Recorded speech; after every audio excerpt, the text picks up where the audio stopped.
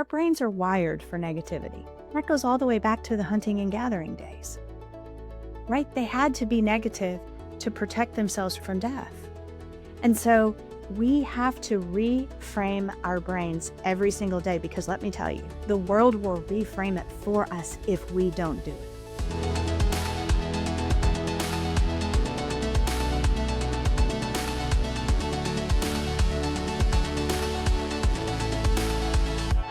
Welcome back to At Depth, everyone. We are here, as always, to explore the through lines that shape how business leaders, entrepreneurs, and investors build, lead, and make decisions, how what you value joins to what you do. I'm joined today by Paige Good. I first met Paige in April of 2025. We were co-leading a conversation with a group of Sotheby's agents in Boston. And the thing that has stood out to me about her since that time is that she has this ability to find performance in and around all the soft, intangible human stuff.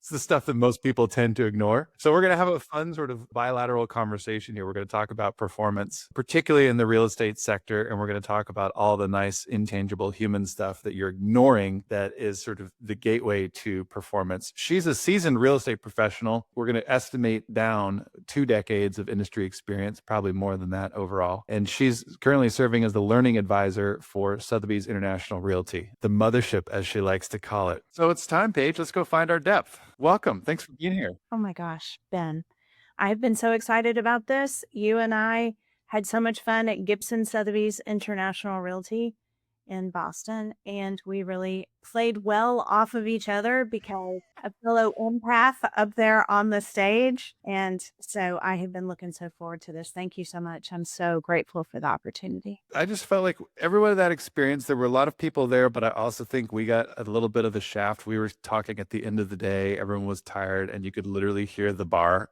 opening up in the back corner. So this is like a little bit of finally a chance to sort of redo with all sorts of people, especially in my network, that I was like, oh man, there are a few people I wish could have been here today and heard this stuff. But you've got this incredible job in the real estate business. You are not a real estate agent or a broker, and yet you work for a humongous real estate brand that is international. And I'd love to know sort of what is the thing that you feel like, how do you crystallize your job? Like, how do you bring value to this thing that's all about selling real estate? So I think probably my past, which is I like to call myself a scrappy realtor because that's all I've ever known.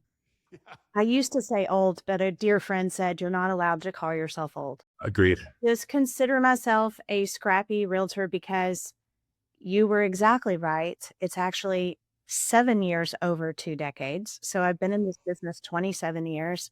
I started as a new mom at 30. So now I just also told you how old I was. I am, which is okay. I'm proud of it.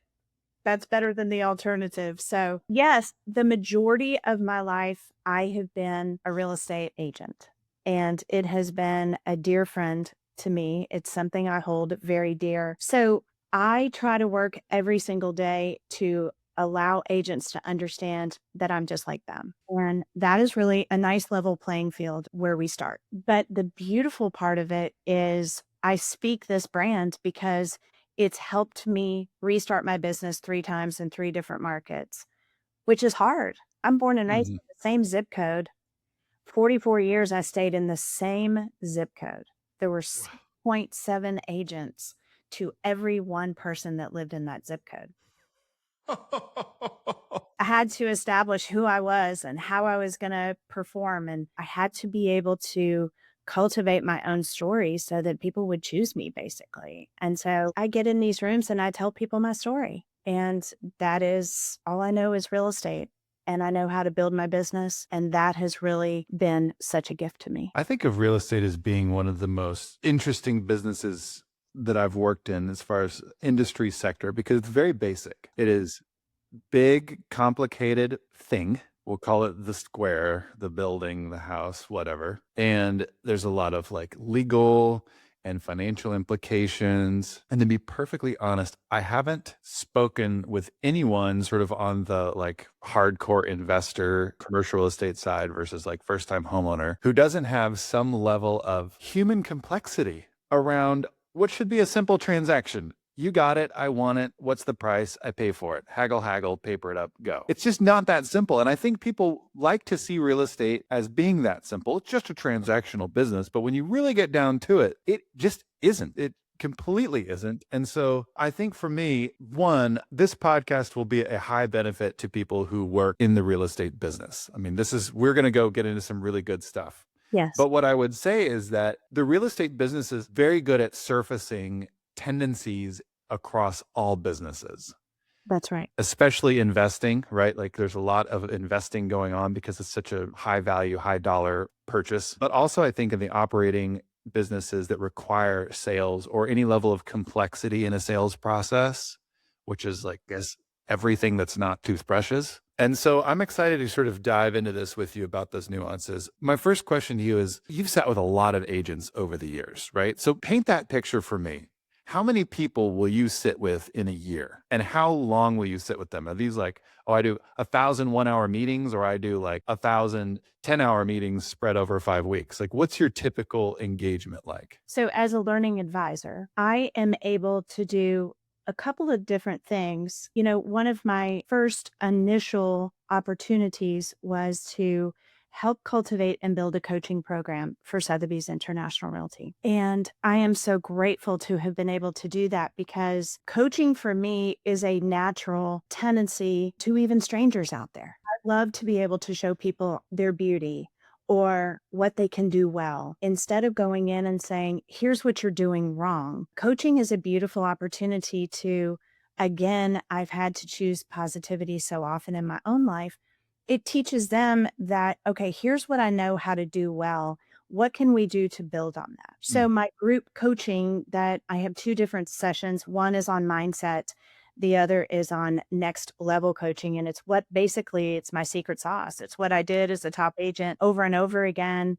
The non negotiables that I did every single day, like brushing my teeth to build my business. So, those are the two different opportunities in group coaching. We're working on one, but as a learning advisor, I also get to really help new to the brand agents on their journey to understand and how to articulate our beautiful value proposition at Sotheby's mm, International Realty. So many agents that come to us are people like you and me, Ben, who've done other things before and are now using that in their real estate career. And so many people want to put that on the shelf, what they did before, their architecture, or, being an attorney or a banker or even a stay-at-home mom. Well, those are my favorite because they can take all of those nuggets from the different piles in their life of experience and put it into this beautiful opportunity in selling for Sotheby's International Realty. And so we just help them elevate their business and really learn how to put it all together in their own value proposition. And that's probably my biggest gift every single day. Do most people come in ready to do that, or do they have to get over something or release something in order to sort of adopt this corporate heartbeat, right? Like you jump on this thing is going to help you, but you have to understand what the heartbeat is behind it. Like, are people just like, yeah, great, gobble it up? Or do they have a hard time? I see both, but something that was really an issue, and I'm going to tell on myself here, but when you're in the trenches, which I work with agents and leadership that they're the boots on the ground for Sotheby's International Realty, right? I Hmm. mean, they're the ones that are carrying our message to their clients, to the community. And so because I was able to do that at Bluegrass Sotheby's International Realty, it was a new company coming in. I wanted to be able to help other agents be able to articulate that value, but so many of them come in thinking they know all there is to know. Yeah. So I have to be able to ask the right questions so that they don't get stymied, but also so that I don't sound like the know it all either. What we're there to do as coaches and as mentors and people that have worked really hard in this industry is we're just there to share our experience, which is great because that's my servant's heart. Everywhere I go, I want to serve somebody. And so it's a really great opportunity for me just to share my own story, But to answer your question now pointedly, most people don't come ready. But if they sign up, then they're going to get 6 sessions of Paige Good saying, "What'd you do today? Did you make 10 phone calls? Did you send text messages? Relationship building?" That's what prospecting is. "Did you ask Mary down the street if she needed a casserole because her mama just moved in?" I mean, that's what we're doing. Does Mary know that we're prospecting? No, we're relationship building. This business is still all about people who want to use an agent that they know, like, and trust. Do you feel like the industry has almost come full circle in the sense that it probably started out very relationally, got very marketing-y, prospect-y? I don't know what era you'd call that in, but then it almost like bifurcated, and you have these wonderful big tech systems and robots that are great at prospecting, and they've kind of diverged and gone one way. But the whole Sotheby's thing is that it's sort of come right back down to the bottom of the circle and said, here's how you become a dynamic relational person in your market. And then we're going to just empower you with really good tools and really good pieces, right, of the puzzle to create an experience. That's such a great way to say it. What is the Sotheby's experience that you're like, okay, if I can get someone to build the habits, become more relational, what experience do they provide to their clients that's just so singular and so unique? Do we have 3 days to talk about this? I could talk about this for a very long time. So I'm going to tell you, as an agent who built my business as a Sotheby's International Realty agent, what we've seen over and over is the fact that our name helps people before they even enter the room, because it establishes the trust. The trust is already there. You can say the word Sotheby's to people on an airplane and they've heard of it. Now, the real estate piece, sometimes you have to say, yes, the auction house is where Sotheby's International Realty started, but we're so lucky to be able to partner with them. But what we give them is an authentic luxury that no matter the price point, no matter what price your house is, you get that luxury treatment no matter the price. And so that's what we're able to give agents.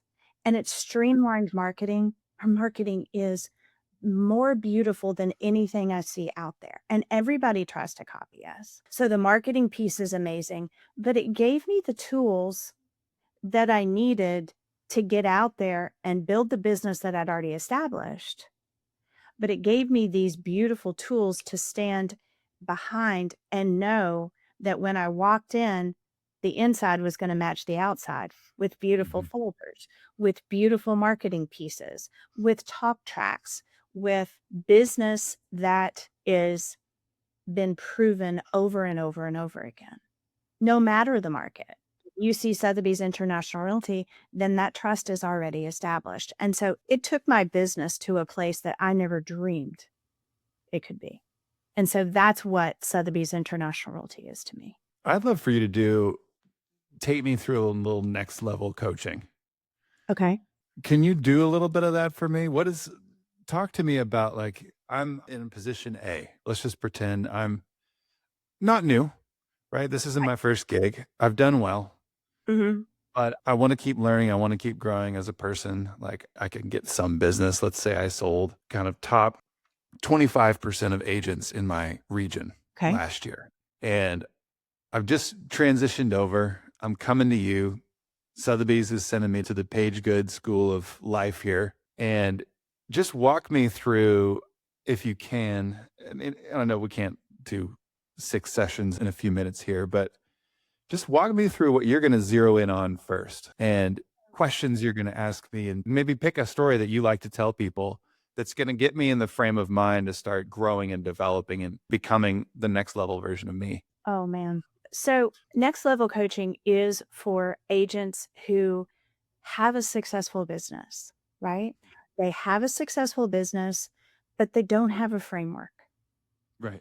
And that was me. I had the sphere of influence. I had the leads because I've been born and raised in this same zip code my entire life, but I didn't have a framework. And so what I spend the first day on is I level set. And I say to them, my name is Paige Good. You don't know me yet, but you will.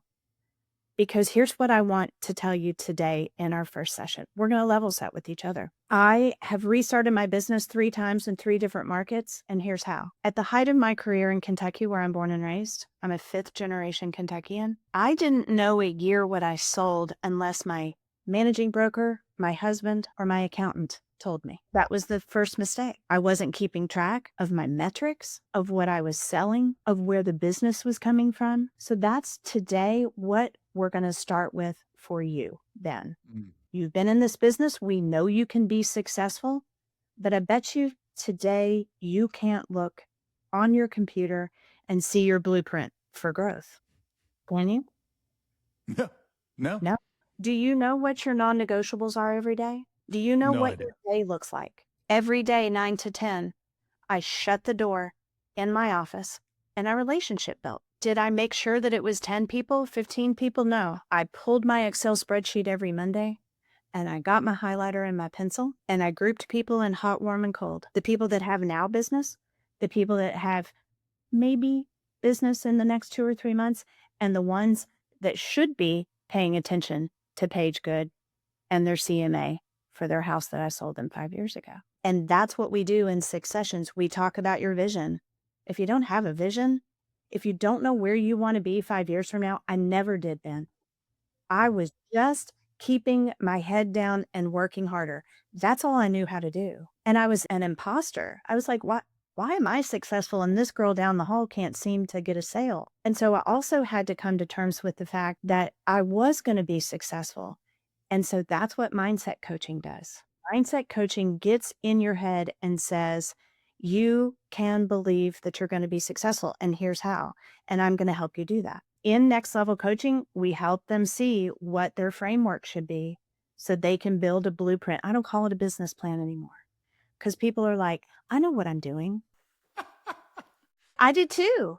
I'm like, well, you haven't crawled in a crawl space to look for a vapor barrier. You haven't had to peel paint off a windowsill to make sure that their FHA loan's going to go through. I have. I've done all those things. Why do you think that you know better than me about a business plan? So we've really tried to reshape this in a blueprint for growth. Do you have a framework? I didn't until I spent some time figuring out what my day-to-day life looks like. It's a deposit in your checking account of your business that you have to do every single day. And that's relationship building, period. I mean, is that most people's what I'll call the toehold? It's like that first little thing that's going to help them begin to get this framework captured. I mean, oh my gosh, Paige, business plan, blueprint sounds like so much. Oh my goodness. Like, of course, you know how to like structure your days and structure your week. Like, where do I start? What are some of the key, you said have a vision. Like that sounds to me, I'm like, all right, well, yeah, a vision. I have no vision. Paige, I just like to sell real estate. I like to sell anything. I mean, for me personally, I've got creative services, coaching and consulting. I do all this investing, predominantly a lot of this investing world, right? Where we Right. raise capital and we deploy capital with other people. So I just kind of like talk to whoever, Paige. I talk to whoever. And I give them a business card and I ask for theirs and I try to follow up with them and I make a connection. And, you know, it's pretty willy nilly. And I've got my Calendly links going here and there. And I don't know. I don't know how many people I talk to in a year or what my days are supposed to look like. So, like, help me find, like, what are the 2, 3 things that begin to move me towards having a framework? Okay, a vision, like, whoa, what all is in a vision? Let's start there. And then help me find more things. Well, it's interesting because the first day of next level coaching, we spend the hour literally talking about the level set. So the second day is all about your vision. So I guarantee every single advisor in my coaching sessions that if they don't have a vision, if they can't see their life 5 years from now, 10 years from now, 20 years from now, the road will run out for them Mm. if they don't have something that's holding them accountable. And what's one of our greatest assets that's going to hold us accountable? Time. So, how is your time allocated every single day? You know, everybody talks about time blocking. I don't even use that phrase anymore. I want them to tell me what they do every single day over and over again that they don't have to think about. For me, it was the 9 to 10 because I got my family out the door. I knew that I could have some quiet time where I could focus on my business. And then it gave me the confidence, Ben, to go out there and show houses, to get new business, to make sure that I was taking care of my business in an authentic and value driven way so that people knew that I was thinking of them. Because that's Mm. really who I am. down Yes. deep is all I want people to understand is it's okay if they didn't do business with me again, but I wanted them to know that I was thinking of them and how much fun we had when we bought Twizzlers and Diet Coke and looked at houses together. And so that's what I encourage these agents to do is to set up some sort of framework. No matter. I have agents that say that to me all the time. Well, I'm already successful. Okay, so why is that enough for you? Hmm. Don't you want double the business? Imagine if this framework were built into your day, what your business would be then. You have the brand behind you. You have Sotheby Hmm. International Realty behind you. It's the best brand out there. You've got the management behind you. You've got this amazing managing broker. You've got your affiliate behind you. So what's missing? You and the framework that you need to go to that next level. What keeps people from developing vision, do you think? What are the big blockades? Just like, oh, life's scattered. Who knows what'll happen? Don't want to be disappointed.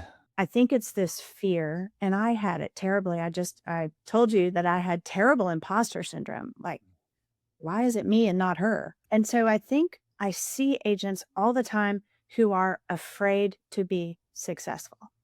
Yeah. That's first. Second, I always felt like if I looked at it, it would go away. If I looked at it and tried to make it grow or make it better, that somehow it would disappear. Oh, interesting. I have to get over that feeling of if I continue to build this and make it bigger, I mean, it's like having a baby and making it everything that it could be. I have seen agents over and over have to really overcome their fear of Mm. success. I want to say this in an encouraging way, but it's the ones who think they already know everything that don't finish coaching Mm-hmm. because this is not rocket science. We're getting back to the basics. And that's what coaching's all about. It's about helping them with their mindsets. It's about making sure that they're coming from a positive place. 87% of the agents that we polled say that if their mindset isn't what it should be in the morning, they're not going to prospect. They're not going to relationship build. 87%. And so if they don't work on their mindset, and that's kind of the cool, like, word that keeps coming back up. But if your mindset's not what it's supposed to be, you will not continue to be successful, period. When you say mindset, I think about a daily mantra that a friend of mine, he's actually a Sotheby's agent ranch guy. I really started my brand development career with him actually back in early 2010s, pre 2010s. And he has this mantra: today I will improve by 1%, 1% in focus, 1% in patience, 1% in service, 1% in skill. I don't need perfection. I need progress. I don't need luck. I create opportunity through success. I don't chase success. I attract it through character and consistent effort. So he has this incredible daily mantra. Is that what you're describing when you talk about mindset? Is it a mantra? Is it more than that? What are the building blocks of a mindset? So your brain has three parts: the thinker, believer, and the tiebreaker. The thinker Mm, comes up with the plan, but it yeah. also thinks about what's wrong with the plan. And so the believer steps in. I like to call it the head and the heart. And so that believer steps in and says, well, remember how that guy made us feel? And he thought we were pushy salespeople, and so we shouldn't call anybody today. And so then you clean the baseboards, or you finish the laundry, or you weed the garden. And that's exactly what I tell people in these sessions. What are you doing instead of the thing? You got to Mm, do the thing. For some, it's a mantra. I was in a real estate class a million years ago in Kentucky, and this cowboy auctioneer, his name was Mike Gooch.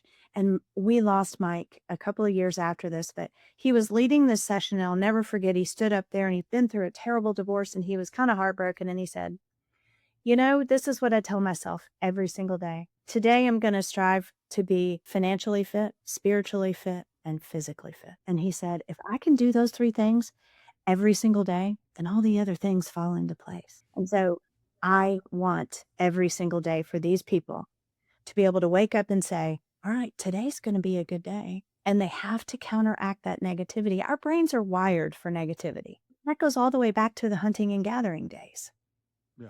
right? They had to be negative to protect themselves from death. And so we have to reframe our brains every single day because let me tell you, the world will reframe it for us if we don't do it. And I'm guilty of this all the time because the real world does take over. And so we try to help agents see that it has to start with mindset, the thinker, the believer, the tiebreaker, and then we have to help them build their blueprint for growth. That's really what our programs are all about. And then, of course, the beautiful value proposition of Sotheby's International Realty that I'm living proof of over and over.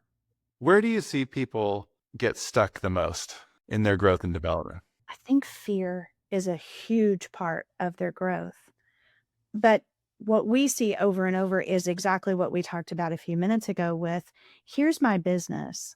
We can fall into this trap of home inspections and appraisals and clients wanting to see 412 listings on one day, because that does happen. And they fall into this not taking care of their business like it's their friend. Instead, it's just little bits every single day. And the things are falling by the wayside, like prospecting, relationship building. How are you growing your business? Are you networking? Are you setting up a referral partner in each of your markets so that they're going to call you and say, Sally's moving and you're the only person that I wanted her to be able to work with? These are the things that I see people stop doing because they're tired and they run out of energy. And so that's why you have to really plan your day in that time blocking, in that relationship building time frame, because if you don't, and you don't continue to do that, you're not going to have a business to take care of. Let's get into this a little further because the client's not happy thing that's a landmine anyone can step on. True. Or some business chaos just doesn't even knock. It breaks down the door and runs into your life. How do you counteract that with this framework? What's coming into my head, and I want you to sort of teach my brain how this goes, is like, oh man, solve the problem first. Like, that's a big problem. That's a big issue. That person's not happy. Right.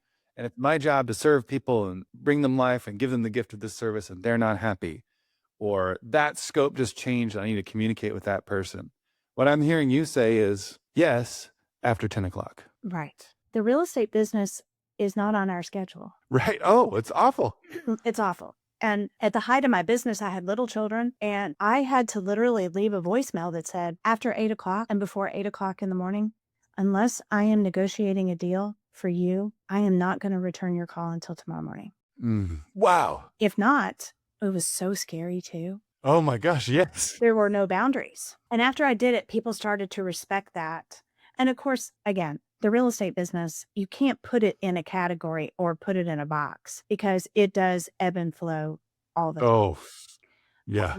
But we are in a business where people will invest their money in the biggest transaction of their lifetime. You're going to have people who are uncomfortable, mad, want to blame you. Oh, yeah. And in 27 years, I mean, obviously I haven't sold since I've been with Sotheby's International Realty for 3.5, almost 4 years. And I had those. It's a really hard process because I used to love it when people wouldn't choose me to list their house or to help them buy a house. And they'd say, oh, Paige, it's business. It's not personal. My business is personal. Paige Good is the brand. Mm-hmm. Yeah. And so it was really hard for me when somebody was unhappy because I took my business so personally. Yeah. It really was my reputation. And so if you go into it understanding that there's always going to be unhappy people, then you can understand it. And to steal a line from AA, you got to keep your side of the street clean. And integrity is still, to me, the most important part of this business. What you're doing when nobody else is watching, that we have to continue to do. And Sotheby's International Realty is famous for this. It's the cream of the crop with real estate agents because the integrity and the humility and the service part is ultimately so important to us. And so that's what I try to convey to agents who do get in the weeds and do have transactions that are not fun. Now, fortunately, I don't take part in the day-to-day business, right? I coach them and send them on their way. And they can always call me, but I don't have a role in their day-to-day business. That's their affiliate, their managing broker. That's why they're there, thankfully. When it comes down to it, this idea of keeping your side of the street clean, assuming there'll be unhappy people, take me right to that tension point of the framework. I will do what is good for me and my business. And yet I'm also going to care for people and I can't make people happy, but I am personally invested. Like, how do you resolve that? Like, how do you do both? This is something I feel like business is full of these kinds of paradoxes all the time. Absolutely. And so that's why I think this one in particular to me is like one of the central paradoxes in the entrepreneurial journey. Like being a real estate agent, you're an entrepreneur. Come on. Yes, you can have Sotheby's behind you. There's some stuff you don't have to do, but a lot of it you still have to do, and it's still you. Correct. Help me with my mindset here. And as it relates to the framework that I've committed to help my business, and then the chaos of, let's just say consistently, there's 5 to 10 unhappy people. You already said, just assume at some point, assume this is the world you're in. People aren't going to love it. Right. Tell me how you do it. Like, how do you keep to the framework? Because I would jump off, personally speaking. Like, I'd just be like, oh, there's problems, there's problems, there's problems, there's problems. Framework, Yeah. secondary. That's selfish of me.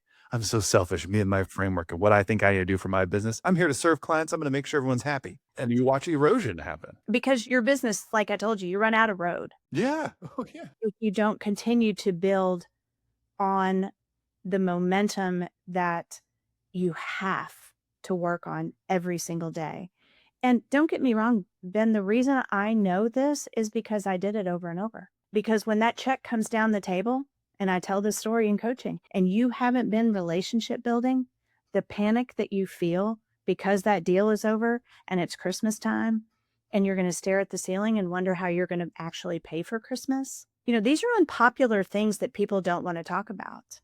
But Yeah. that's the life of a real estate agent. I haven't had a closing in 2 months. That's a terrible feeling when you're the breadwinner. I've been a single mom in my life before I married Matt, the love of my life, who I'm still married to. I was a single mom with a little boy. It was staring at that ceiling, wondering what I was doing wrong, why I wasn't closing houses. And it goes back to those basics, Ben, that we talk about over and over again. Had I reached out to somebody? Had I called anybody? Had I texted them and said, I'm going to have this house down the street from you. I just wanted you to know in case you knew anybody. It really is that simple. What you just did there is you almost let the fear kind of run its full course, right? Like there's, oh, the fear that someone's mad at me. And like fear is a huge motivator. You know, we always talk about like, don't be afraid of nothing. And yet, like, if you read the Old Testament, it's like, fear the Lord your God. You're like, how do these things go? Again, there's a massive paradox. So clearly there's like 2 concepts, one unhealthy, one healthy. And to me, like afraid of someone not liking me, honor that. Like, touche, this is your business. Like, these are referral sources. Do you like them? Do you want more of them? You kind of have to role play it a little bit. Like if someone who I really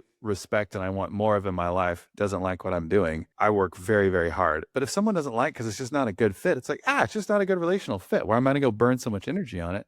But then I got to keep the fear going. Let's go take this unhealthy fear and move it all the way. Just hang with it. My therapist told me, he said, create time to worry, because you have to worry something from start to finish if you're going to worry it right. And don't just let it linger at like kind of step number 1 or 2. That's where worry kills your brain. And so I saw you just do is like, okay, I'm worried about this person not liking me, but really I'm more worried about me and Christmas Eve and not having things. So here's what I'm going to do. I'm going to politely and respectfully tell that person, happy to be here and problem solve, but it's not on a beck and call basis. We were talking about our nervous systems with one of my office buddies recently. And it's like, you have to make time to care for your nervous system, because what we know about the human brain and the human body is that as the nervous system gets compressed and stressed, the number of choices on the table shrinks quickly. Very quickly. Like if you read Navy SEALs, if anyone's read Lone Survivor, that book is like the crystal clear, picture perfect. It's like, we have a decision, there's either A or B. And they're trained to do this. Because literally, it's amazing that they're even capable under that much stress of making a choice. We're all just in full reaction mode. But you got to back things up and realize, okay, we don't need to be in Navy SEAL mode. There are more than 10 options on the table. I'm going to take care of my nervous system first and take deep breaths, practice gratitude. I'm thankful to be alive. I'm thankful for life and limb. I'm not like some seasonal allergies today, but like generally speaking, feeling really good. And then I'm going to say, okay, that person's not happy. All right, it's not going to be solved in 5 minutes. And like, it's probably not even going to be solved this week. We've been going for weeks and they're still not happy, but like, I have a business and to be intentional. And like today I have committed to this framework for myself, for my business, and I'm going to honor that first. And then we're going to honor the problem in that person next. And then I'm going to stop that and I'm going to come back and honor the framework. Because the framework's not that greedy. Like what you described to me isn't this framework like all day, every day. It's just me, and my prospecting and my calling. It's very gracious. Like there's time inside the framework and then time outside the framework. Correct. But everybody's framework is also different. Right. Yeah. There's no one thing. but it's really a way that you honor your business. And in honoring your business, no matter what it is, my friend, if you honor your business, then you're providing value out in our beautiful world. And I believe that comes back to you. Now, I've seen it always come back in the real estate world. I mean, it took care of me when I was a single mom. When Matt and I got married, bought a company, and then the Great Recession hit. As newlyweds, okay. Yeah. But it still took care of us then. I had cancer, took care of me then. We had a new baby, took care of me then. Are you honoring this business that takes care of us if you take care of it? And that's the story that I tell agents over and over again. You are going to have unhappy people. It's the name of the game. But guess what? Not everybody has to like you. And this is one that they really struggle with. There are more important things than money. Right. I lose people on that one. And so I think there is, like you were talking about, there's these two worlds that constantly fight. But I think the pivotal moments in this over and over again is that you can feel both of those things and still be successful. Talk about a therapist moment. I'm learning that still. I can feel grateful and feel really scared all at the same time. As a grown up, that's probably one of the hardest things I've had to learn. What have you seen when people grasp this? I mean, I would love to hear you Oh, just describe when someone like they hit this, they agree like there's going to be problem clients and problem relationships and it is going to be messy. But when you see someone like really just grab the bull by the horns and succeed, what does that look like? that's why I do what I do. Yes, I need a job. Yes, I get to work for this company that I absolutely love, that my actual like blood, sweat, and tears are just part of all of it because I adore this brand. But I had a guy on social media, but it just happened this weekend, and he was top sales for the month.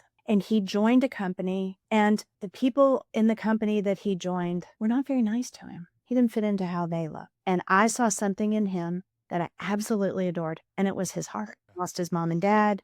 He'd taken care of both of them so beautifully. I listened to his stories, and I helped him cultivate a framework, and he was top sales, been with the brand 5 years now. And he sent me a message that said, "You saw something in me I didn't even see in myself." And look what I've done, Paige. That's why I'm here. Wow.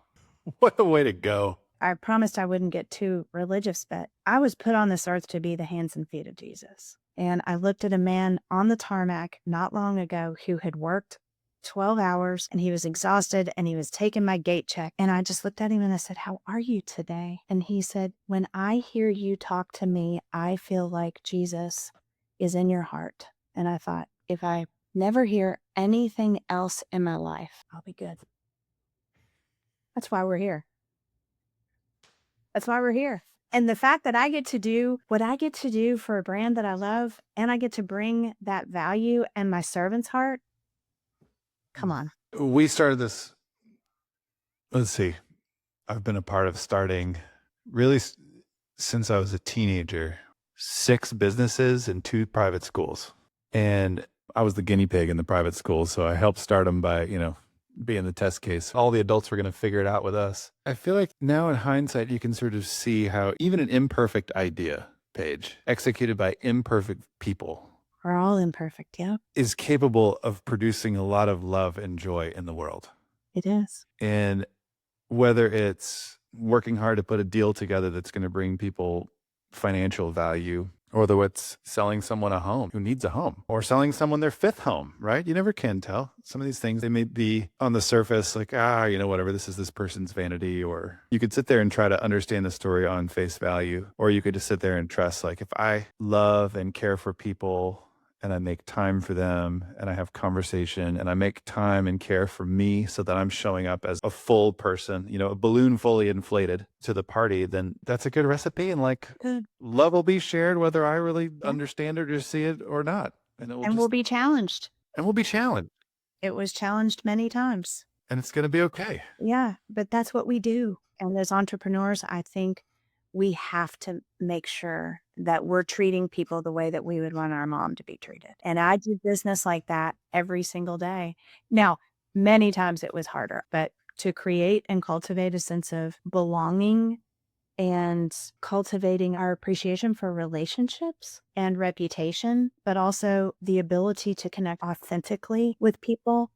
That is the perfect recipe for a successful business, period. Authentic connection. Go figure. There's some value there. And I'm not ever going to give that up in this world. And there's lots of people and lots of examples out there that we've been given over and over. And especially the world is loud right now. And I've told my boys over and over, this is when we double down on our kindness. And so I hope that others see that, because this world needs that kindness right now. Tremendously. In business, especially. One of the things I realized that we have gotten to do really on both of the sides of the business, the coaching consulting side, but then also the investing side, is coaching consulting, you get to just listen and hear people's stories. In both the business, it's very important that you listen and hear someone's story. And then without thinking, you just jump in and be like, oh my gosh, like we're people. Parts of your story really resonate with parts of my story. And it's not that I'm making it up. It's just that it does.